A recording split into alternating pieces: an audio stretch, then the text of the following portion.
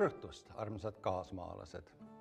Ma loodan, et olete selle aastanumbri murdumise ajal teile oluliste inimeste läheduses, olgu või oma mõtetes.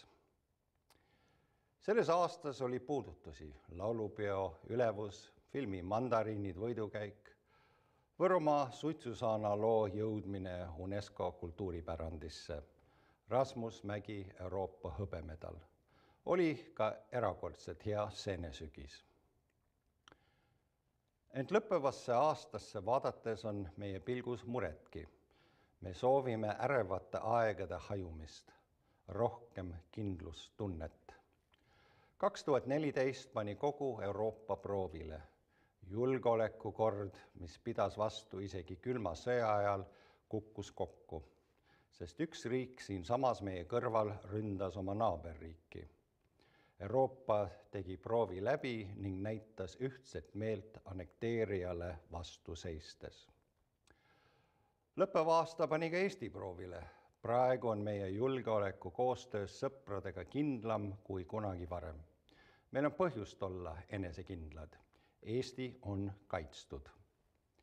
Eesti tuleviku jaoks on 3 tähtsat märksõna.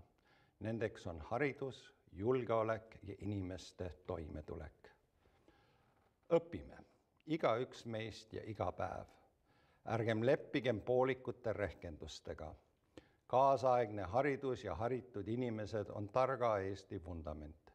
Siis suudame teha otsuseid, mis muudavad Eesti edukamaks ja Eesti tuleviku kindlamaks igaühele, kes siin elab. Haritus tähendab ka avatust. Avatust maailmale, avatust dialoogile ja vaidlustele. Haritud inimene ei karda teistsuguseid arvamusi, ta ei lasku sallimatusesse ja kolklusesse. Ei sallimatus ega vaen ole jõud, millega edasi minna. Parlamendivalimiste eelsed kuud on poliitikute ja valijate nõudliku kahekõne aeg. Siin ei ole suletud ega keelatud teemasid. Meil tuleb rääkida sellestki, milline on õige maksupoliitika ja kas senises peaks midagi muutma. Millist riiki suudab meie rahvas ülal pidada? Kuidas ergutada ettevõtlust ja ettevõtlikkust? Valijail soovitan nõuda erakondadelt vastuseid. Mis on nende valimislubaduste hind? Miks on neil just sellised eelistused ja kust kõigeks raha tuleb? Peame Riigikokku pürgijatelt häälekalt küsima, kuidas suurendada inimeste kindlustunnet nii argielus kui ka laiemalt. Ilma selleta on 1. märtsil keeruline valida.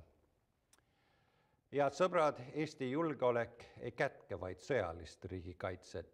See hõlmab turvalisust avaramalt. Julgeolek tähendab ka mõistvat ühtehoidmist.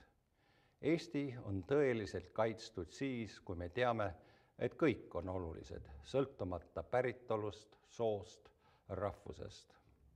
Eesti on teinud ja teeb suuri asju, tiigrihüppest e-residentsuseni.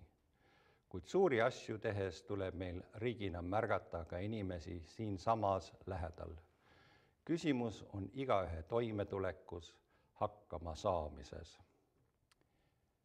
Eesti suur ja hea asi on kõik inimesed, kes siin elavad. Eesti on nende jaoks meie kõigi jaoks. Hea elu ei ole lihtsalt head asjad. Hea elu on hea, sõbralik ja toetav elukeskkond. See on turvatunne eakatele, lastele, erivajadustega inimestele, noortele, õpetajatele, politseinikele. Turvaline tunne kõigile. Ma tänan kõiki, kes usuvad Eestisse ja on Eestit oma tööga paremaks muutnud. Ilma teieta ei tuleks me toime. Tugevnev vabakond, kaitseliitlased, vabatahtlikud päästjad ja ka iga töö hästi tegijad, lähedased ja sõbrad oma toetusega. Me vajame teid kõiki. Eestit ja maailma puudutavate soovide kõrval on meil oma isiklikud unistused, mille täitumist loodame. Olgu 2015 nii suurte kui ka väikeste soovide täitumise aeg meile kõigile. Head uut aastat, armas Eesti rahvas!